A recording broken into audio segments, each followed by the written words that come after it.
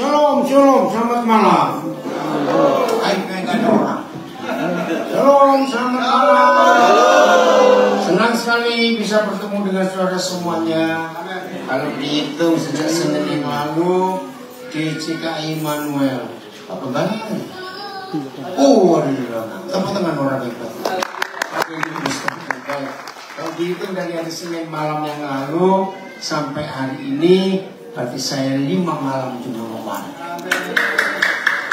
Setelah sekian tahun ini yang paling lama saja. Terus kalau dihitung berapa kali saya ngajar, maka termasuk dengan Zoom ya, berapa itu, termasuk tadi hari ini 3 kali saya, termasuk malam hari ini. Ternyata besok pagi jam 4:30 subuh, apa mana kali berdoa atau apa saya akan minta. Nah, apa MGM, oke. Pak Pendeta besar ada di sini, Pak Samuel. Ya, saya hitung-hitung 11 kali saya mengajar. Luar biasa. Guru-guru dari Momi berdiri dong supaya dikenal. Karena Pesat punya sekolah di Momi Badan semuanya. Guru dari Momi yang di belakang sana, lihat mereka perjuangannya luar biasa. Terima kasih mendidik secara khusus anak-anak suku Song. Silakan duduk. Ya, terima kasih untuk warga-warga di Manokwari yang menjamu mereka selama 3 malam ini. Mereka dipencet tiduran di mana di beberapa keluarga, ada di hotel juga. Puji Tuhan, senang bisa bertemu dengan saudara semuanya. Siap belajar firman Tuhan? Amin. Kita masih dalam tema apa itu rumah yang sesungguhnya. Saudara, kalau mendengar tema rumah yang sesungguhnya, sepertinya rumah-rumah yang ada itu bukan rumah sesungguhnya. Dan memang betul. Banyak bangunan rumah-rumah bagus, betul? Orang-orang kaya membangun rumah-rumah yang mewah, yang megah. Tapi tidak semua rumah itu rumah. Malam pertama, hari Rabu yang lalu, kita belajar, masih ingat? Kalau kita mendengar kata rumah, langsung muncul apa di benak kita? Tempat kehidupan. Tempat kehidupan dimulai. Saya ulangi, rumah itu sebuah tempat di mana kehidupan itu dimulai. Ada yang tahu nggak? Hanya ada satu makhluk yang kurang ajar betul, yang benci dengan kehidupan. Siapa itu? Iblis, setan. Bahkan sejarah mencatat Musa masih bayi, Tuhan Yesus masih bayi.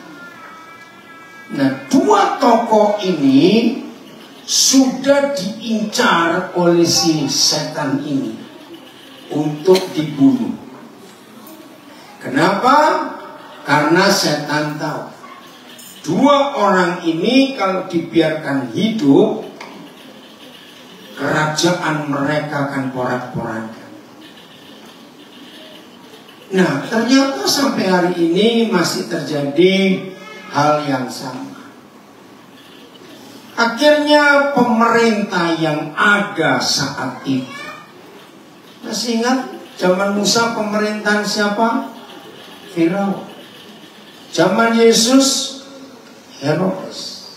Masih ingat 2 pemimpin negara hebat zaman itu memberi peraturan undang-undang kerajaan bunuh.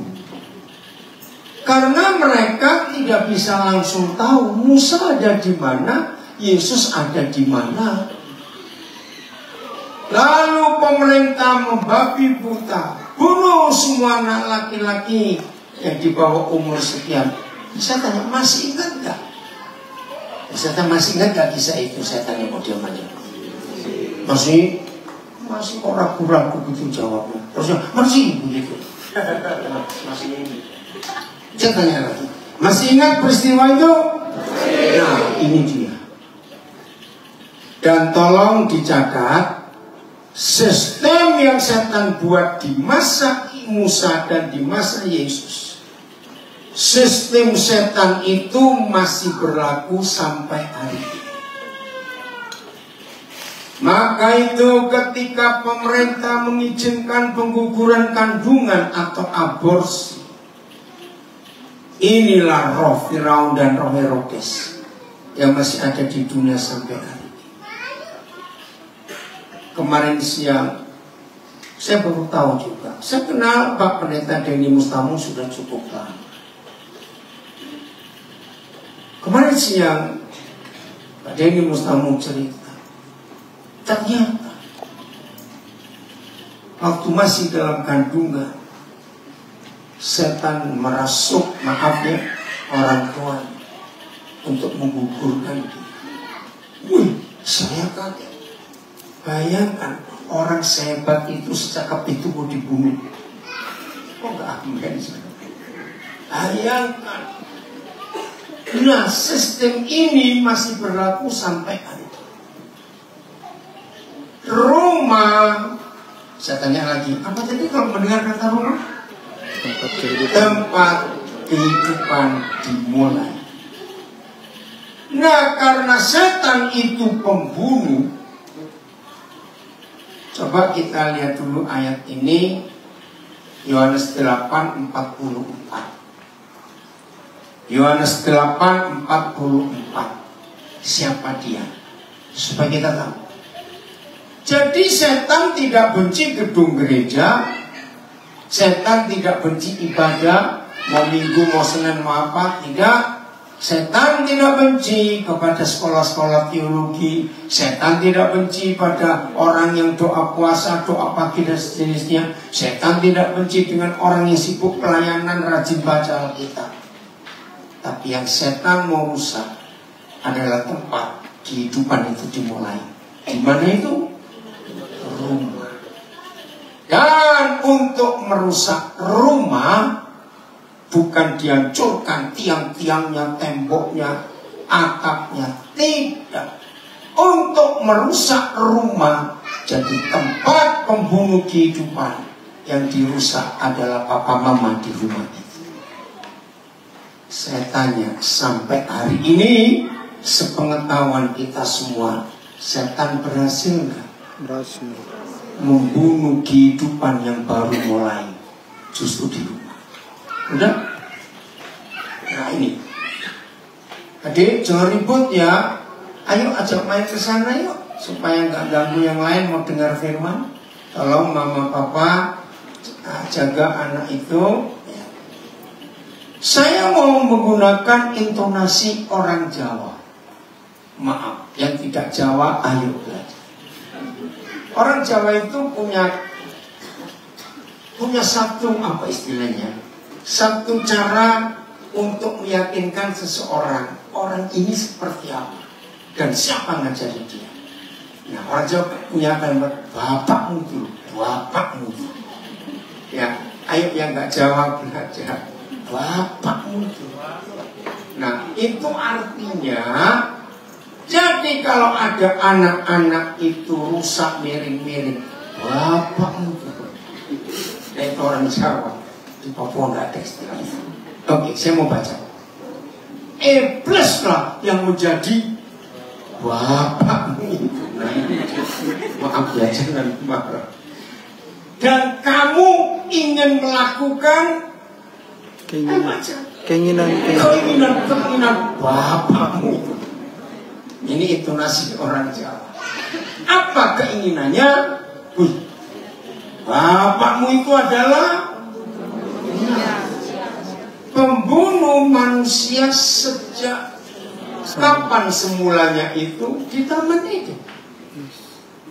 Ketika papa baru melahirkan Adam dan Hawa, si bapak pembunuh ini sudah coba bunuh mereka dan berhasil. Mengerikan sekali. Saya ulangi, iblis itu adalah pembunuh manusia sejak semula. Karena dia pembunuh manusia, maka tidak ada apa? tidak hidup dalam kebenaran. Koma terus sebab di dalam dia tidak ada kebenaran. Apabila ia berkata dusta, baca, ia berkata atas kehendaknya sendiri, sebab ia adalah pendusta dan bapaknya pendusta. Nah, pribadi ini yang berhasil menghancurkan rumah. Kenapa mereka menghancurkan rumah? Balik lagi, karena rumah itu apa tadi? Tempat kehidupan dimulai.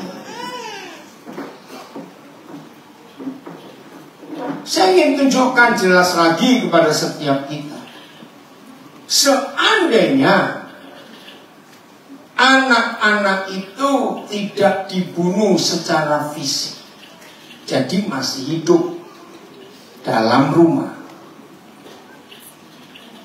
Tapi kalau anak-anak ini memulai hidup dalam rumah di mana ada ayah ibunya, dan ayah ibunya ini jadi agen-agennya setan. Oh gak enak ya. Tapi ada nggak papa mama jadi agen setan? Jangan-jangan ada di sini juga orang. Apa itu papa mama yang jadi agen setan? Yaitu papa mama yang kayak setan. Ada? Loh, setannya ada? Salah, banyak. Betul. Apa contoh, apa tanda, apa bukti mama-mama, papa-papa kesetanan dan kayak setan? Gampang. Tidak sedikit papa mama, apalagi papa mama Papua, kalau lagi marah pada anaknya, tapi betul tidak? Anjing, saya itu pernah dengar sendiri, ini kurang aja. Nah kalau anakmu babi, kamu juga babi tahu. Loh, betul tidak? Betul. Masa orang melahirkan anak babi tahu? Nah itu bukti pertama. Kalau banyak papa mama seperti saya. Kalau tidak begitu, hal kedua dilakukan. Dikit-dikit main tangan pukul anaknya. Kalau nggak begitu, bentak. Saudara tolong catat. Walaupun anak-anak itu kelihatan hidup, dan memang hidup, masih bisa makan, lari-lari, masih bisa sekolah. Tapi kalau anak-anak ini hidup dengan dua orang kesetanan itu, percayalah, nggak lama kemudian, ampuni kami Tuhan, anak-anak ini pun jadi setan. Betul atau salah? Lalu setan-setan kecil ini karena dipelihara jadi besar. Menikah nggak anak-anak setan ini? Bayangkan sudah, kita sambil tertawa ya, supaya tema ini kita sadar. Hati Bapa itu rumah yang sesungguhnya. Setan-setan kecil ini menjadi dewasa dan harus menikah.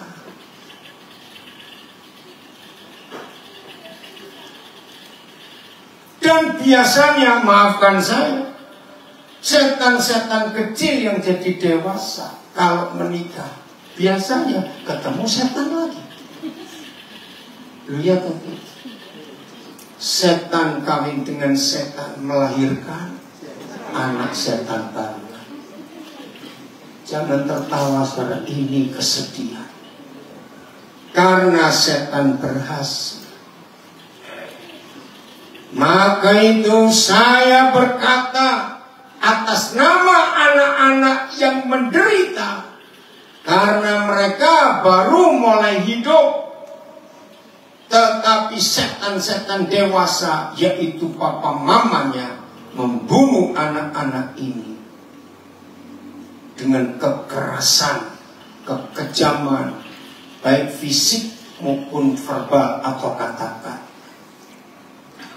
Maka atas nama anak-anak yang menderita dan mereka tidak punya pilihan mau tinggal dengan siapa, dalam nama Yesus, hai papa mama setan, matilah kamu dalam nama Yesus. Yang tersinggung itu orang. Terlalu banyak penderitaan anak-anak Papua karena papa mamanya jadi setan. Saya berkata betul atau salah? Maka itu Papua sulit dibangun. Bukan fisiknya. Bangunan-bangunan, gedung-gedung pemerintah, wah, megah-megah. Jalan dibangun, bandara dibangun, pelabuhan dibangun, pasar, gedung sekolah, rumah sakit. Papua gak butuh itu. Papua membutuhkan rumah-rumah di mana kehidupan bisa hidup tanpa terganggu. Setuju? Supaya lahir orang-orang Papua hebat yang akan memimpin negerinya sendiri. Tolong para pendeta, dengar, para pengkhotbah, para majelis, yang seharusnya panggilan gembala, pendeta, batuan, majelis, dan sejenisnya, itu adalah panggilan mulia untuk menyatakan surga di bumi. Tapi ternyata setan-setan itu pindah ke gereja.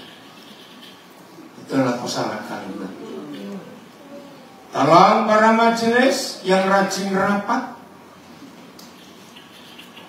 hampir tidak ada rapat-rapat majelis gereja yang tidak ada pukul meja bentakan. Betul atau salah kalimat? Lalu jemaat mengharapkan apa dari gereja yang banyak setannya juga?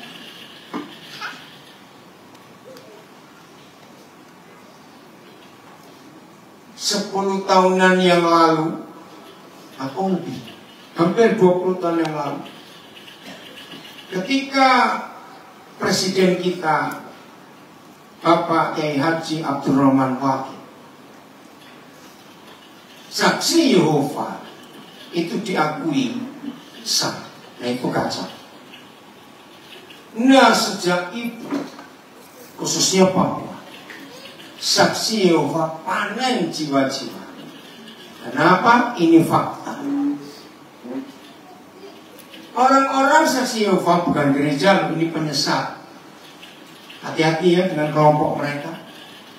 Orang-orang saksi Yehova itu jauh lebih rajin, lebih aktif mengunjungi jemaat daripada si majelis dan si pendeta. Betul atau salah? Karena memang mereka dilatih begitu. Cari itu orang-orang Kristen. Namanya manusia makhluk sosial. Ketika banyak masalah dalam hidup, perlu nggak ada orang datang menghibur, menguatkan, mendengarkan keluhan, lalu melayani? Lu perlu nggak? Nah, pendeta-pendeta, gembala-gembala, majelis-majelis gereja nggak ada waktu. Maka orang-orang saksi Yehova mendatangi anggota-anggota gereja yang benar ini, dilayani. Oh, selama tahun-tahun awal, ketika saksi Yehova dapat angin, saya sedih melihat. Tidak sedikit. Bahkan saksi-saksi Yehova ada di kantor-kantor pemerintah. Pasti ya? PNS itu banyak. Itu fakta. Tapi aneh itu, para gembala dan majelis gak pusing. Saya pernah tegur mereka, ada yang jawab gini, gak apa-apa asal tidak ke masjid. Loh, goblok sama ini orang. Aneh. Saudara dengar. Maka itu saya setuju Yang tersinggung silakan bertobat. Saya tidak tahu siapa membuat istilah ini, tapi saya setuju. Ternyata kata majelis itu jelek. Kepanjangannya manusia jelmaan iblis.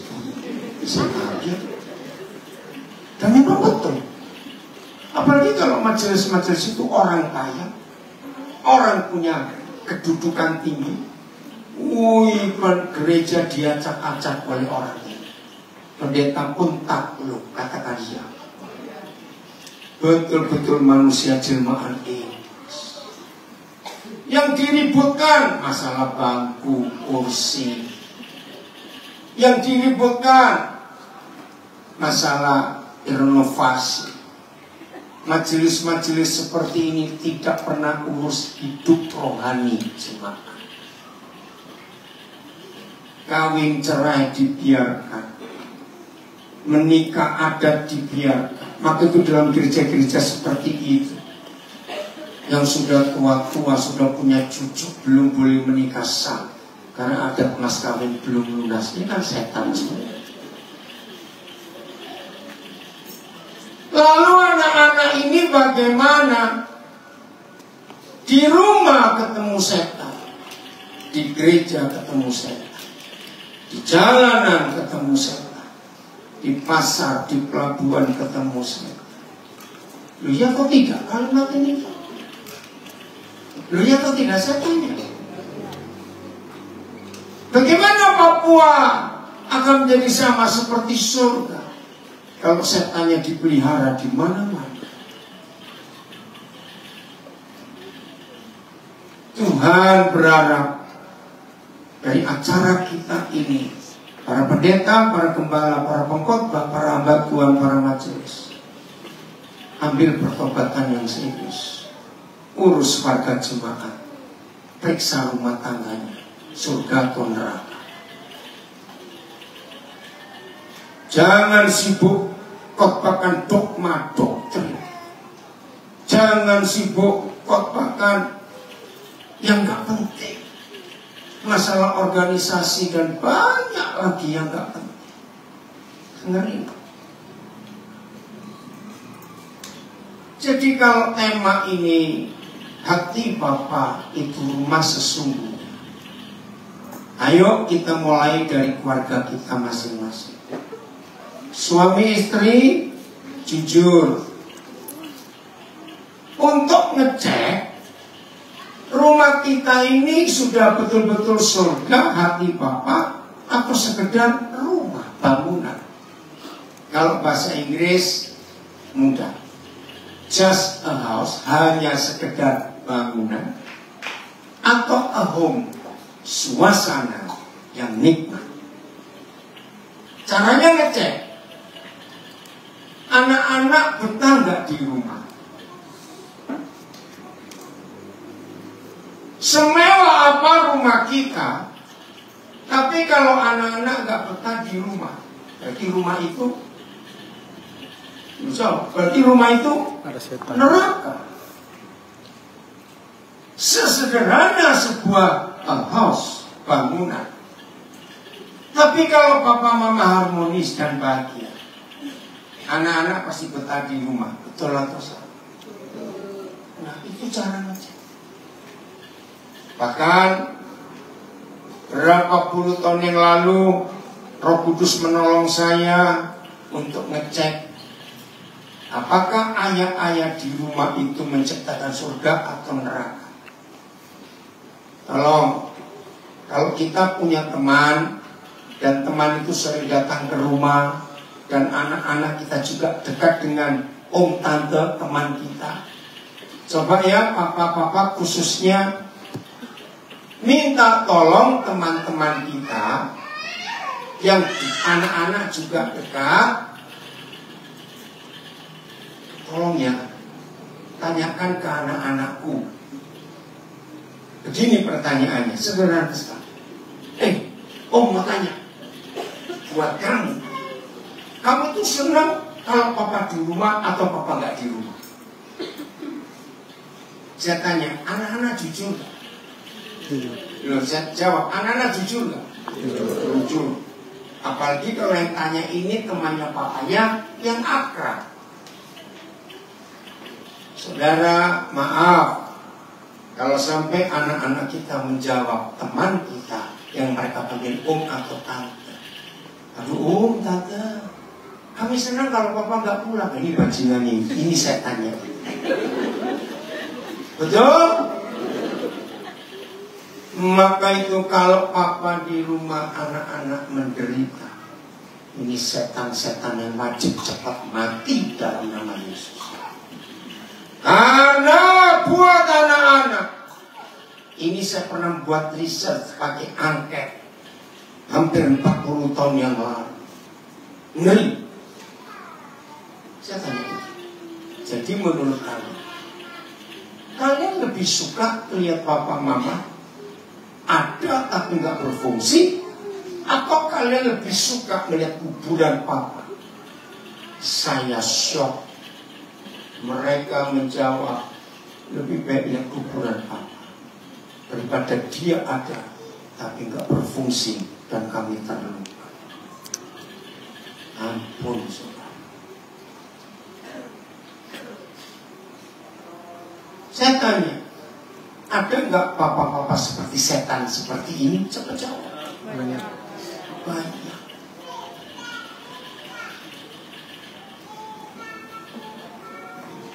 Kemarin sore, waktu sedang puji-pujian,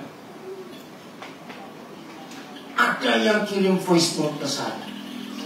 Saya baru ketemu sekali anak ini, itu 23 Maret yang lalu. Tiba-tiba kemarin kirim voice note 16 menit yang isinya cuma tangisan. Dan semalam waktu saya diantar pulang oleh Pak Tos, saya mendengarkan aku sampai kaget. Capek. Kalau papa pulang pasti bikin perkara, pasti bentak-bentak mama sambil nangis. Kami yang di rumah senang kalau dia nggak pulang. Kami tenang. Masih ada itu rekaman.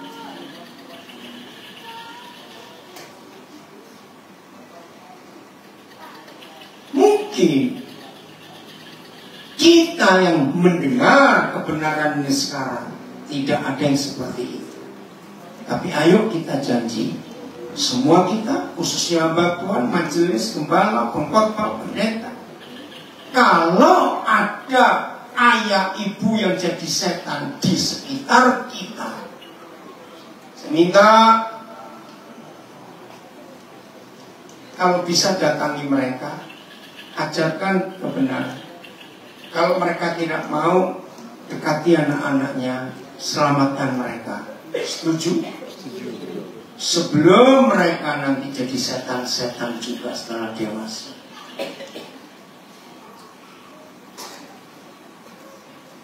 Empat 40 tahun lebih yang lalu, itu pertama kali saya kesini, kesana, kesitu, kemana, itu mendengar ada kata-kata yang mengagetkan. Awal-awal saya dengar kata itu, sama tempel nih anak kurang ajar. Kalimat apa? Muncul gini, tunggu ya saya besar.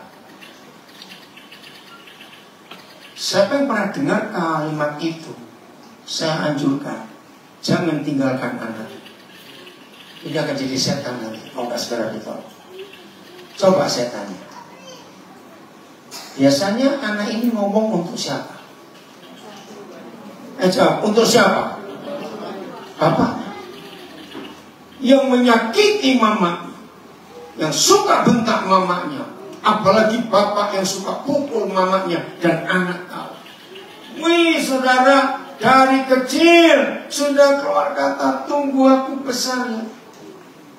Setelah sekian banyak, loh, kok banyak, kok situ ada, sana ada. Saya mulai meneliti, kenapa ini anak? Oh, dendam kepada bapaknya. Jujur ya, guru-guru, pendidik, pimpinan-pimpinan, siapapun kita, termasuk kalian anak-anak remaja, anak muda yang masih SD, SMP, SMA, mahasiswa. Kalau kalian dengar adik-adiknya temanmu, dan waktu kalian datang ke rumah mereka temanmu, dan adik kecil dan tunggu aku besar, tolong selamatkan. Ini bahaya. Berarti dendamnya dalam sekali.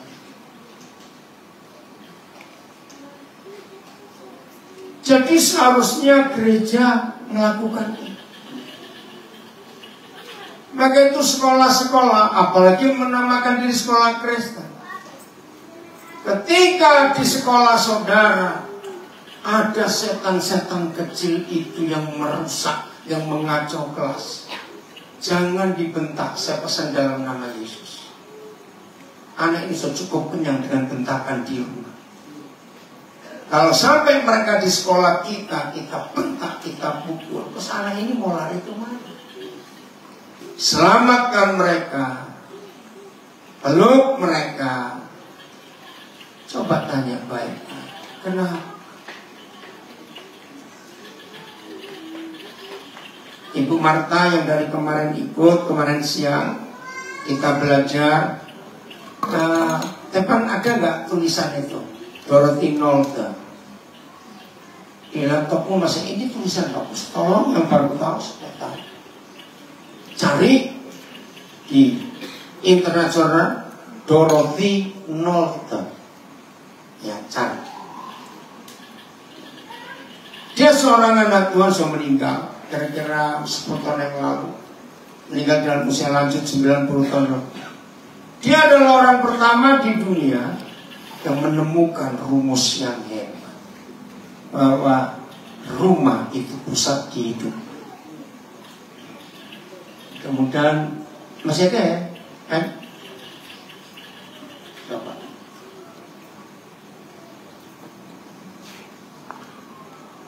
Ya, agak besar. Ya. Jika anak hidup dengan celaan, ya, ia belajar memaki. Jika anak hidup dengan permusuhan, nah, papa mama bertengkar, anak melihat permusuhan orang tua, ia belajar membenci. Jika anak hidup dengan cemoohan, ia belajar rendah diri, minder, nggak punya percaya diri. Jika anak hidup dengan hinaan, ia belajar menyesali diri. Ini hancur. Tapi lihat, ini yang baik. Jika anak hidup dengan toleransi, papa mama gak egois, papa mama tidak membedakan warna kulit, suku, ras, toleransi dengan semua orang, maka anak-anak belajar menahan diri. Jika anak hidup dengan dorongan, ia belajar percaya diri. Jika anak hidup dengan pujian, ia belajar menghargai. Jika anak hidup dengan diperlakukan adil, ia belajar keadilan. Jika anak hidup dengan rasa aman, ia belajar menaruh kepercayaan. Jika anak hidup dengan dukungan, support, ia belajar menyenangi dirinya sendiri. Terus, jika anak hidup dalam kasih sayang dan persahabatan, ia belajar menemukan cinta dalam kehidupannya. Nulis yang terakhir nggak yang kemarin? Tolong bacakan, ini hilang. 1 poin lagi. Ada mana cepat? Yang kemarin nggak ada memang. Ada nggak? Yang kemarin tulis. Mana? Ya cepat sini nggak dengar. Ayo, yang terakhir kalimatnya bagus. Mana? Ayo cepat. Woi, waktu. Mana? Nah, ayo cepat. Yang ada aja. Bu Marta nggak ada kemarin? Ada, coba sini Bu Marta. Ayo. Ini penting saudara. Maka itu cari Dorothy Nolte. D-O-R Dorothy ya, Nolte. Coba Bu Marta baca. Yang kalimat terakhir. Jika anak dibesarkan dengan keramahan, ia meyakini sungguh indah dunia ini. Indah. Dunia jadi indah. Dunia jadi tempat yang enak untuk ditinggal. Itu mulainya dari rumah. Catat ya, tolong semua sekolah harus menulis tulisan Dorothy Nolte. Maka itu guru-guru pendidik, pimpinan-pimpinan siapa? Kalau kita ketemu anak-anak nakal, anak-anak maaf seperti setan, belas kasihan dia. Karena dia tidak bermaksud seperti itu. Dia berbuat atau mereka berbuat seperti itu karena dibentuk oleh siapa? Papa mama.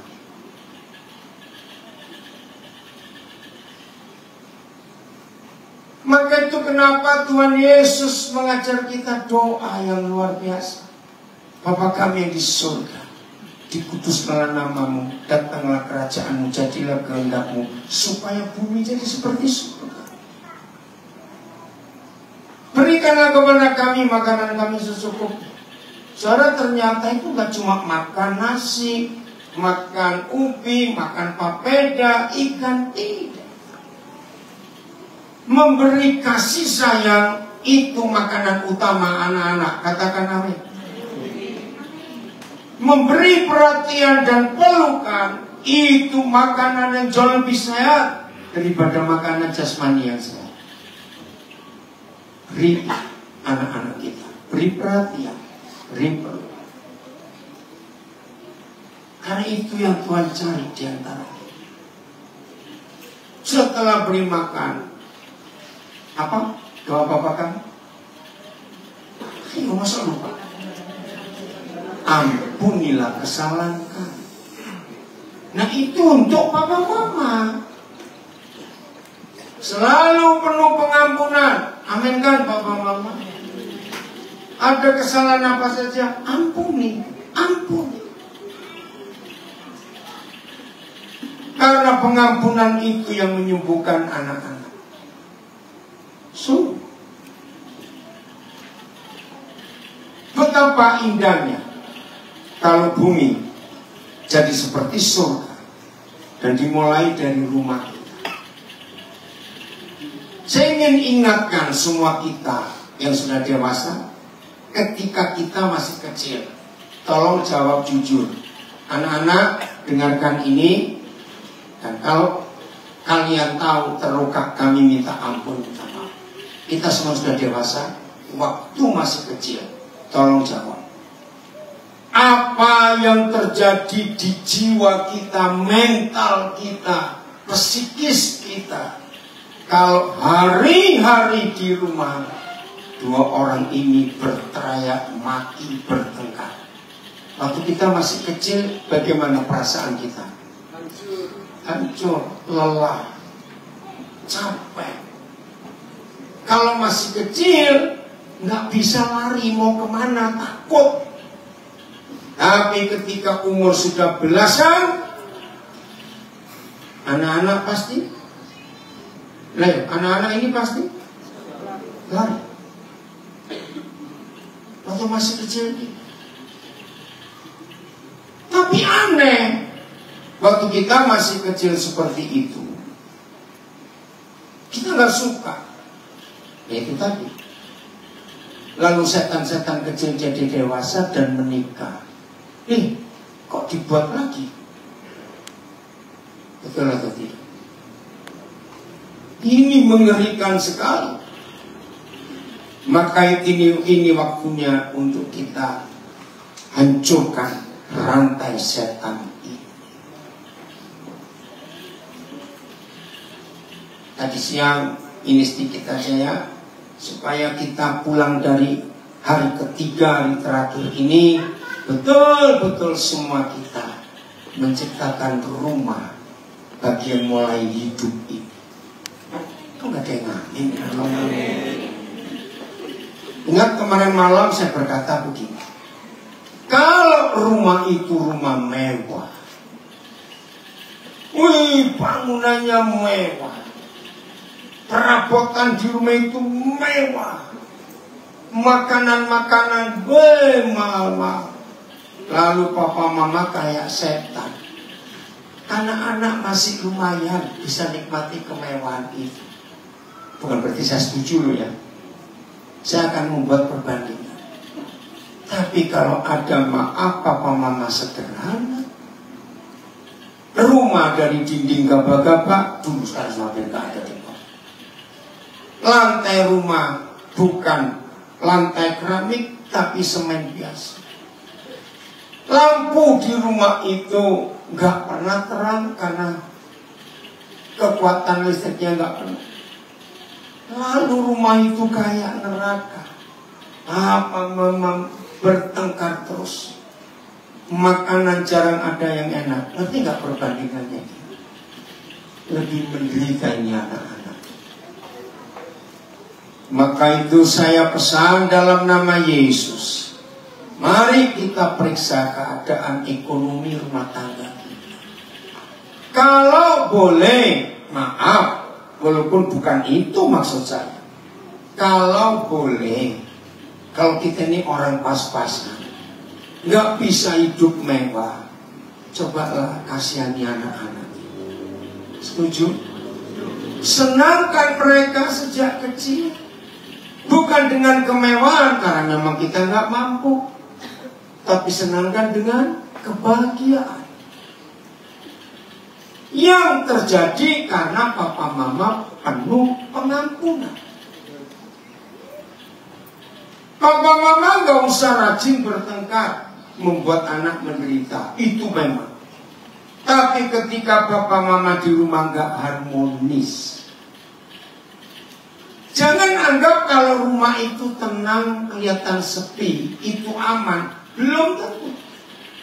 Karena papa mama yang tidak punya komunikasi baik, ngomong panjang salah, ngomong pendek salah, nggak usah ngomong. Ada nggak keluarga seperti itu? Banyak. Terus saya tanya, ada tidak? Banyak. Nah, maka itu kalau kita mendengar tetangga kita, saudara kita, tiap kali kita ke rumahnya, kok tenang ya, sepi betul, padahal orangnya ada. Ini anak-anak menderita. Karena kalau papa mama tinggal serumah, selalu sisipan. Kalau satu di dapur, satu ruang tamu. Kalau yang satu di halaman, satu di belakang. Karena papa mama saling menghindar daripada ribut. Saya tanya, anak-anak bahagia? Tidak. Anak-anak bahagia kalau papa mama itu ada senyum, ada tertawa. Begitu waktu saya jadi gembala, saya juri cuma sesekali. Gak usah setahun sekali, agak lama ya 3 bulan 16 tahun. Coba di hadapan anak-anak yang masih kecil, papa mama kejar-kejaran di rumah. Itu anak senangnya luar biasa. Setuju anak-anak? Ya. Karena buat anak-anak oreng. Tapi jangan bawa orang tahu kejar-kejarannya. Awas. Itu buat anak-anak bahagia. Serius. Bahkan saya ngajarkan pada jemaat waktu saya jadi gembala, cobalah sebulan sekali, sebulan 2 kali terserah. Di hadapan anak-anak, papa mama makan bersama, suap-suapan. Wih, itu anak-anak bahagianya luar biasa. Serius. Karena diharapkan anak-anak adalah keharmonisan. Jadi kalau papa mama nggak ribut, tapi tenang, nggak ada komunikasi, ingat itu neraka. Betul? Ayo kita cek di hidup kita. Bagaimana suasana keluarga kita? Sungguh saudara, sayang waktunya. Saya nggak bisa bicara lebih lama di seputaran bagaimana papa mama yang harmonis di rumah. Itu makanan yang sehat buat anak. Kalau mau tidur, doa bareng sambil memuji Tuhan. Wih, itu anak-anak tidurnya nyenyak sekali. Saya mau buktikan. Biasanya papa mama, biasanya ya, gak usah saudara tersinggung. Toh, apalagi sudah pengalaman terus nak. Biasanya kalau kita bertengkar itu jam berapa? Biasanya jam pura-pura lihat apa sih? Biasanya jam berapa kalau kita bertengkar suami istri? Jam, ayo cepat jawab, jam berapa? Kira-kira. Kalau nggak jawab munafik. Biasanya jam berapa kita suami istri bertengkar? Kalau Glenis yang di rumah suruh nulis, Yang Zoom misalkan Facebook nulis jam berapa itu, kalau kita biasa bertengkar. Ayo coba, kalau nggak usah tanya jam, tapi kira-kira waktu apa? Waktu di rumah, dan biasanya malam. Ada celaka kalau ada suami istri pagi, siang, sore, malam bertengkar. Ini setan betul. Berarti nggak kerja itu bertengkar. Begitu kalau jam kerja ya kita nggak ketemu. Nah biasanya pulang kerja baru. Nah, anak-anak akan capek. Kalau malam mau tidur, mereka was-was. Ribut lagi kali, bertengkar lagi kali. Lu betul nggak sih? Capek anak-anak. Anak-anak yang tahu papa mamanya seperti setan bertengkar terus. Susah tidur atau gampang tidur? Susah. Karena takut. Anak-anak yang susah tidur, pagi bangun bagaimana? Capek. Padahal paginya harus sekolah. Nah anak-anak seperti ini kalau di sekolah malamnya kurang tidur, ayo jadi apa? Nah, ketiduran di kelas dibentak oleh gurunya. Kalau gurunya nggak tahu betapa menderitanya anak. Ngerti contoh ini? Maka itu papa mama, ayo kita berubah. Jangan biarkan setan menang atas keluarga. Nah tadi siang belajar sedikit, saya ingin bagikan sedikit ini. Orang Jawa itu punya filosofi tentang pernikahan itu bagus, salah satu. Karena saya orang Jawa, saya belajar beberapa filosofi Jawa. Orang Jawa bilang begini, kalau kamu ingin menikah dan tidak ada pertengkaran di rumah, menikahlah dengan orang yang gak bisa kentut. Itu orang Jawa. Masalahnya, ada gak orang gak bisa kentut? Ada, boneka. Nah kita yang normal ini sehari gak kentut sekali saja harus ke dokter. Berarti metabolisme tubuh kita sedang gak benar. Betul? Nah bagi orang Jawa, kentut itu masalah. Ayo coba jujur, ada nggak orang suka dikentutin? Aneh nih orang. Lo coba jawab, ada tidak? Enggak. Sekalipun pacarmu, nggak ada orang goblok dikentutin pacar diam. Itu demi kamu, enak. Karena ada anak yang goblok. Setuju ya? Nah, maka itu buat orang Jawa ini filosofi yang luar biasa. Berarti kalau kita menikah dengan yang bisa kentut, itu artinya kita menikah dengan orang yang bisa bermasalah. Yakin? Ya memang begitu namanya manusia. Nah ini yang penting. Ternyata banyak orang bodoh di antara kita. Maaf, saya tanya. Biasanya kita kecium kentut itu berapa detik, berapa menit? 5 detik. Biasanya jawab 5 detik. salah, ngapain dihitungnya, mikir tahu. Oh on betul. Oh kentut kok dihitungin. Setuju? Setuju. Kelihatan goblok kita. Masa orang kentut berapa detik?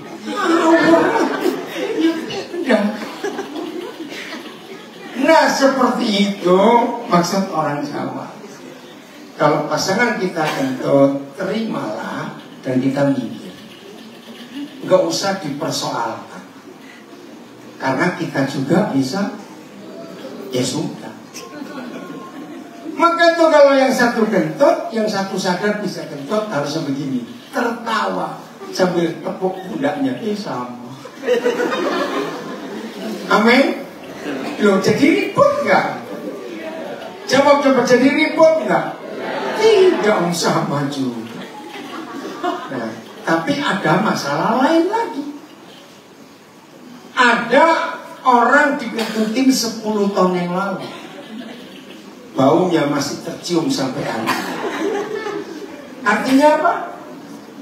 Ketika suami istri suka ngomong begini, ingat yang dulu ya, ingat yang dulu. Maka itu suami istri supaya di rumah kita ada surga, suami istri dilarang keras mengungkapkan apa saja dengan pendahuluan ingat yang dulu. Betul? Tahu akibatnya kalau kita sudah menikah lalu kata-kata ingat yang dulu, artinya kentut suamimu, kentut istrimu 10 tahun yang lalu masih kau cium sampai hari ini, hidungmu yang rusak. Ya betul tidak? Kalau sampai ada orang kecium bau kentut yang sudah 10 tahun, 20 tahun yang lalu, hidungnya pasti rusak ya. Harus ke dokter. Lu ya atau tidak? Coba. Maka itu filosofi orang Jawa ini luar biasa. Kira-kira kalau semua pernikahan menggunakan hukum ini, aman gak keluarga kita? Wah, aman. Luar biasa. Nah, apa mau kita semuanya hidup dalam kebenaran? Lalu apa yang terjadi dengan sebuah rumah yang dimana kehidupan dimulai dan anak-anak yang baru mulai hidup itu menikmati kebahagiaan? Saya beri hitung-hitungan. Masih ingat Mazmur 90? Musa menulis umur kita berapa? 70 tahun. 70 tahun. Itu tulisan Musa. Nah, saya mau ngitung begini. Kalau ada seorang pemuda menikah umur 25, ini yang angka yang netral normal. Menikah dengan seorang gadis juga umur 25. Umur 26 anak pertama lahir. Ketika suami istri ini umur 35, berarti sudah berapa persen perjalanan hidup menuju ke 70? Berapa persen? Masa saya nggak bisa ngitung 35 ke 70 itu berapa?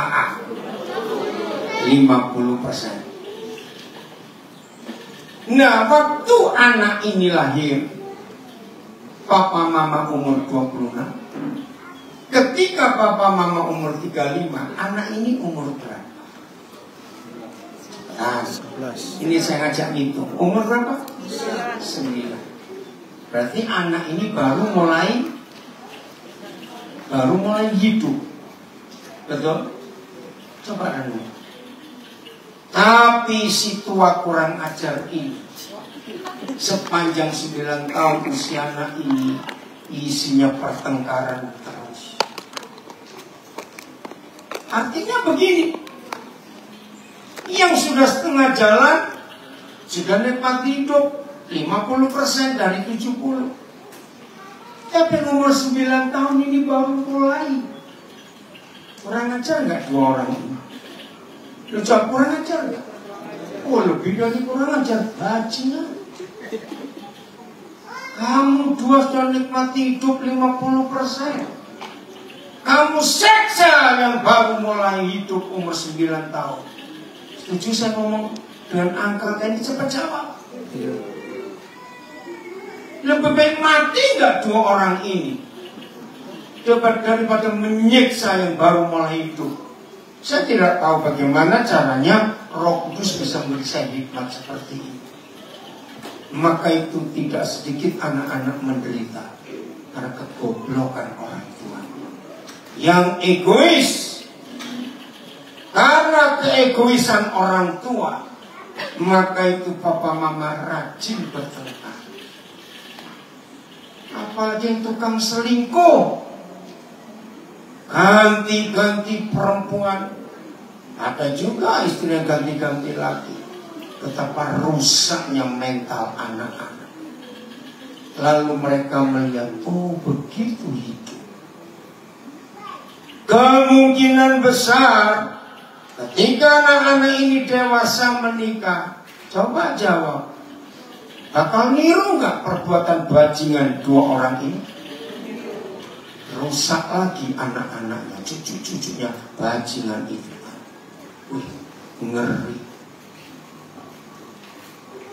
Maka itu saudara, pengampunan itu harta terpenting. Kemarin kita sudah belajar dari Yohanes 10 ayat 10. Yang dicuri oleh itu zoe, kehidupan. Tapi hari ini kita akan belajar yang dicuri oleh setan dalam rumah tangga kita adalah pengampunan. Kenapa setan mencuri pengampunan? Kenapa setan ngincar pengampunan? Supaya setan bisa membunuh anak-anak. Karena ketika papa mama tidak hidup dalam saling mengampuni, pasti kebencian yang timbul. Maki, bentak. Anak-anak hari-hari melihat itu. Betapa menderitanya anak-anak itu. Maka itu tolong jaga. Bukan uang kita, mobil kita.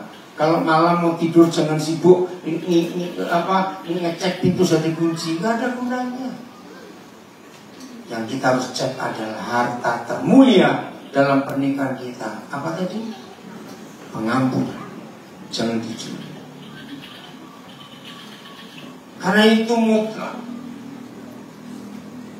Jauh sebelum manusia sebanyak ini. Ketika manusia baru 2 orang, Papa sudah menuliskan sebuah kebenaran yang jadi tema kita 3 hari ini. Dan hebatnya waktu GKI Manuel Senin dan Selasa, padahal nggak kontak dengan Asafian, ternyata bisa sama temanya. Pemulihan hati Bapak, Mama, dan anak-anak. Itu kagum sekali saya. Apa yang Bapak inginkan? Bahwa rumah itu harus surga. Dan surga itu ada di hati Papa. Surga. Kita buka Kejadian 2 ayat 8. Ini konsep surga di bumi. Kejadian 2 ayat 8. Jauh sebelum ada manusia banyak, hanya baru 2 orang. Selanjutnya Yahweh Tuhan membuat apa? Ayo, membuat apa? Taman. Stop ini. Kalau kita mendengar ada orang ngomong taman, walaupun di Indonesia hampir tidak ada taman yang seindah taman-taman di Eropa. Kenapa di Eropa itu hampir semua negara di Eropa pasti ada tamannya?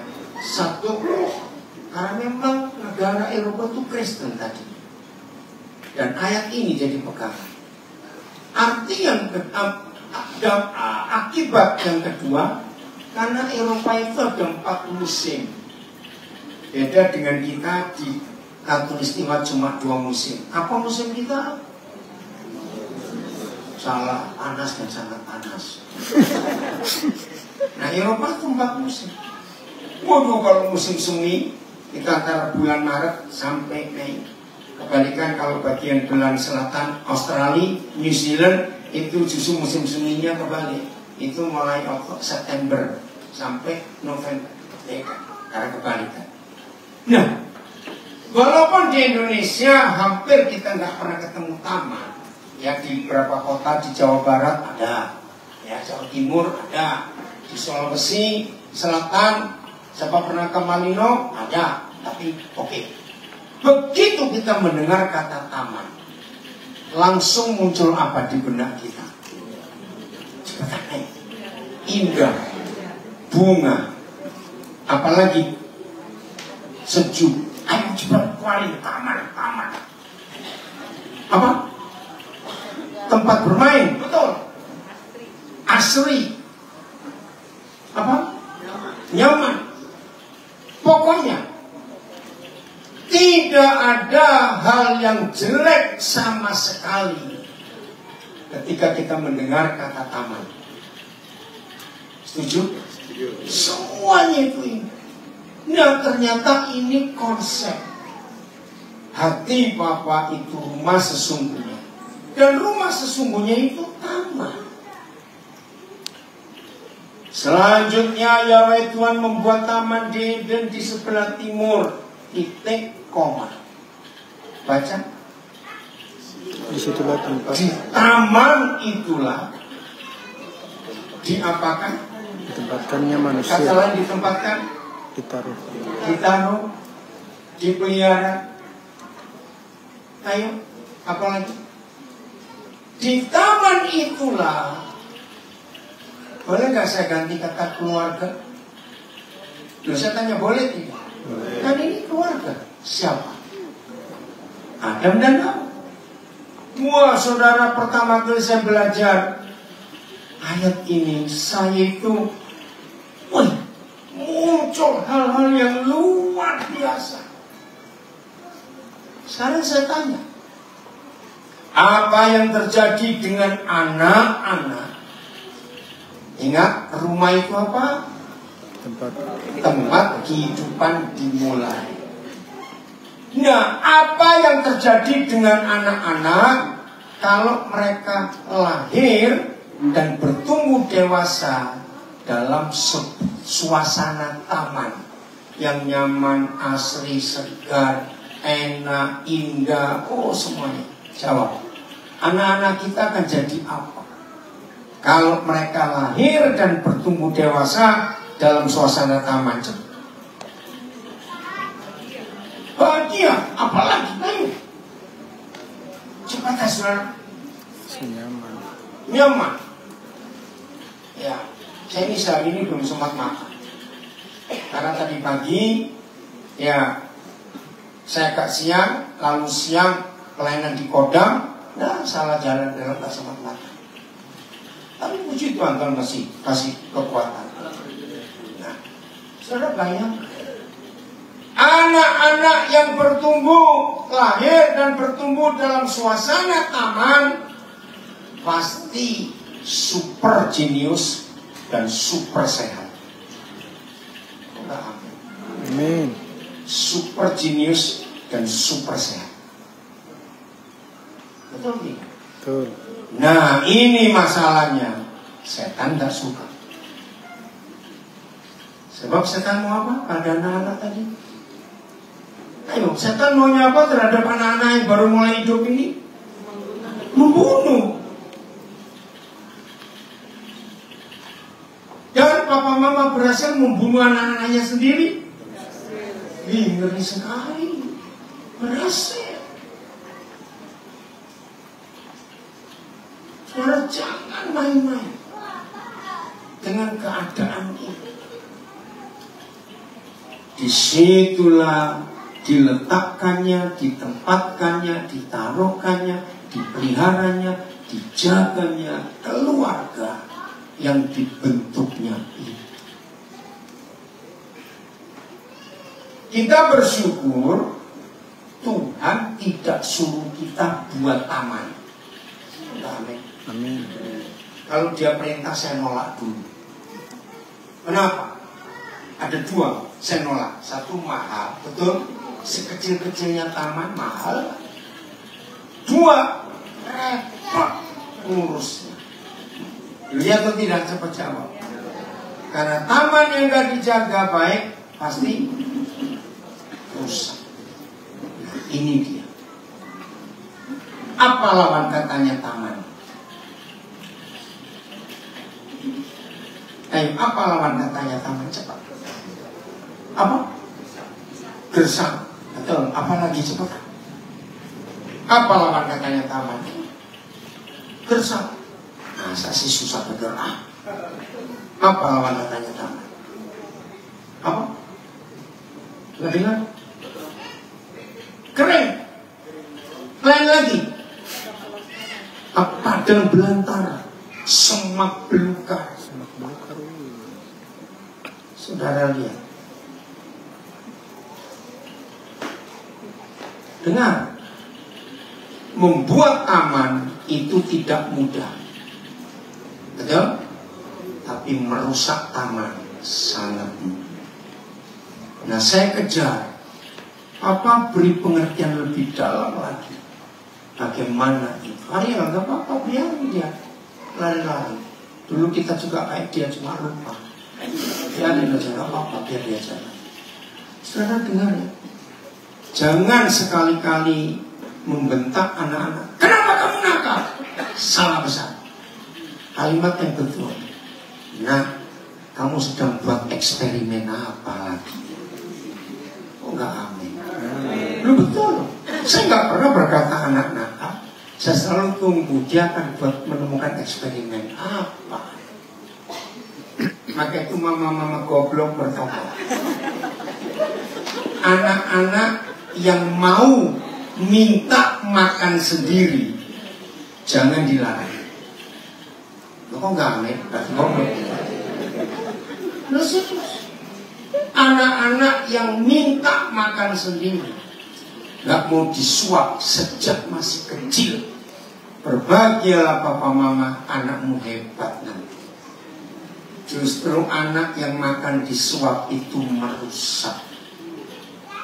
Apalagi nyuap anak makan sambil keliling tetangga. Itu gobloknya nggak habis-habis orang tua.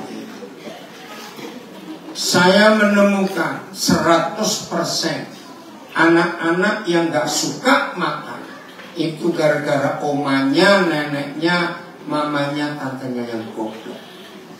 Kenapa? Anak-anak tidak perlu 3 kali makan sehari. Itu kita. Amin kan? Anak-anak itu kalau lapar minta makan sendiri. Maka itu ketika nenek, oma, mama, tantenya memaksa 3 kali makan, padahal anak belum lapar. Begitu lihat piring dan sendok, dia langsung berkata, disiksa aku, disiksa. Betul. Langsung nafsu makannya hilang. Karena buat mereka ini penyiksaan. Catat itu. Saya menemukan fakta itu. Maka itu anak-anak yang tidak suka makan 100%. Yang goblok siapa? Nah, itu dia. Jadi anak-anak gak perlu 3 kali makan sehari. Dan percayalah, kalau anak-anak cuma sekali makan sehari gak akan mati. Percaya. Berubahnya mulai hari ini. Nah, kalau mama-mama yang goblok mau bertobat, punya anak lagi. Supaya ngajar yang itu. Buat anak-anak itu makan itu nikmat. Yang dia suka, yang dia tahu jamnya. Ini saya belajar betul. Nah, kembalilah. Jadi, betapa indahnya anak-anak kalau hidup dalam suasana taman. Ingat, pasti super sehat dan super jenius. Wih, itu luar biasa.